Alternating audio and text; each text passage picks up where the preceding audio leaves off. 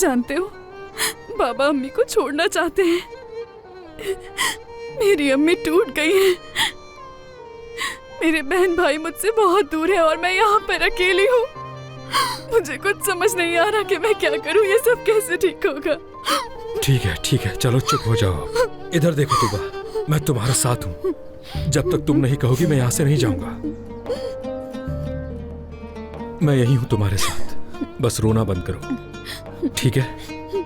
तुम्हें मजबूत होना होगा, अपनी माँ के लिए सहारा बनना होगा। जिम, तुम्हारा साथ देने का बहुत शुक्रिया। तुम्हारे अल्फाज मुझे हौसला देते हैं। नसरीन जैसी लड़की तुम्हारी बहन है, मुझे यकीन नहीं आता। ये बात जान लो कि वो मेरी बहन नहीं है तुबा।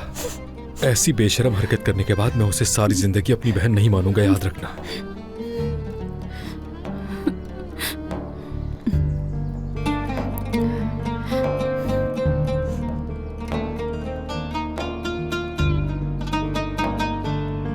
चुप हो जाओ।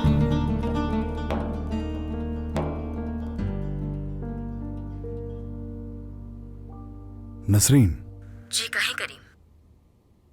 जितनी जल्दी हो सके तुम्हें वहां से निकलना होगा। करीम क्या हो गया है? तुम मुझे सुन चुकी हो नसरीन, तुम्हें उस घर से अभी निकलना होगा।